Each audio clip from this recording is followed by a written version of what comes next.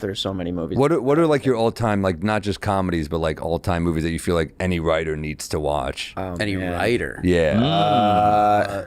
Good question. I do think Something About Mary is like Yeah, perfect. That's how we learned to write, just reading the Something About Mary script over and over again.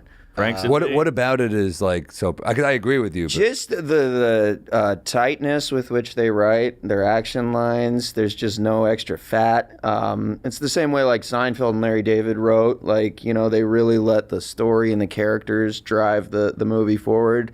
The way they set up and call back in comedy, I think, is like it's more satisfying. It's than a good incredible joke. and something like that movie opens with Ben Stiller like telling this like fucked up story from his childhood, and then he says like, so I pulled over to a highway rest area. Yes. Richard Jenkins is like, those are homosexual hangouts. You think that's the joke, and you forget about it for an hour, and then later he gets arrested in like a sting at a rest area. And that joke on its own is funny. Yeah. Right. Yeah. And then you throw in Harlan. Setting up Woogie in the opening pages, and then Chris Elliott's Woogie. Wow, you're right. The callback. thought about that. You know what? do that. Also, we watched it. We did it like after I did a tour bus tour last year, and on the bus we'd watch movies at night, and we threw that on. And my friend, we didn't have a copy, so my camera guy James just downloaded it illegally. So we got the extended cut with all the scenes they didn't cut, and holy shit, did they cut the right scenes? Yeah. Oh, Like totally. there's an extra scene in it that I remember seeing in the credits, you know, when they're all doing "Build Me Up, Buttercup," but it's just Matt Dillon squeezing I remember Cameron that. Diaz tits, and that was a scene in the movie. That was a scene where like it's the end of the date, and he says like,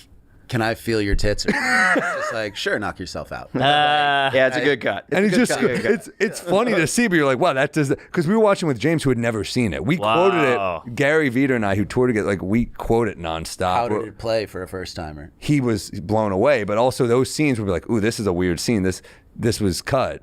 And there's scenes in the credits. I was like, oh, that's weird. You know, it was a great joke that was cut.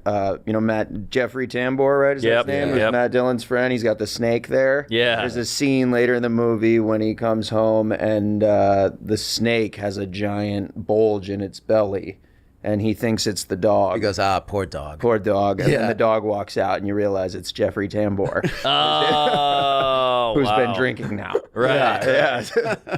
Yeah, that's almost too cartoony to keep in. But Dumb and Dumber, we saw the extended cuts too, and like everything they cut was hilarious. I thought. Dumb and Dumber might be the most purely funny movie. Yeah, it's up there. And just masters in likability, which is overrated, but they do a great, like Woody in Kingpin is a despicable character, but like they do such a good job making you care about that guy early Yes, you got Munson.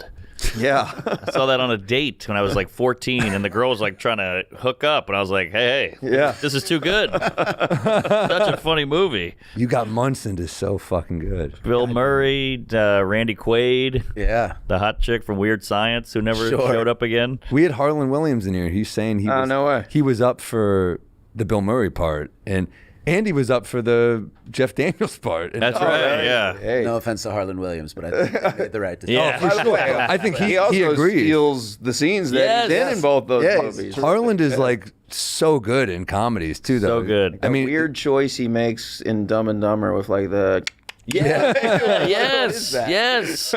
Or in the Something About Mary when they're like, he's like 7 monkeys hanging on a branch. All that shit. Where'd that come from? Yeah, but just when he's like, what if someone comes up with 6-minute ad, or is just like, yeah, he can't take it. He's disgusted. It's so funny.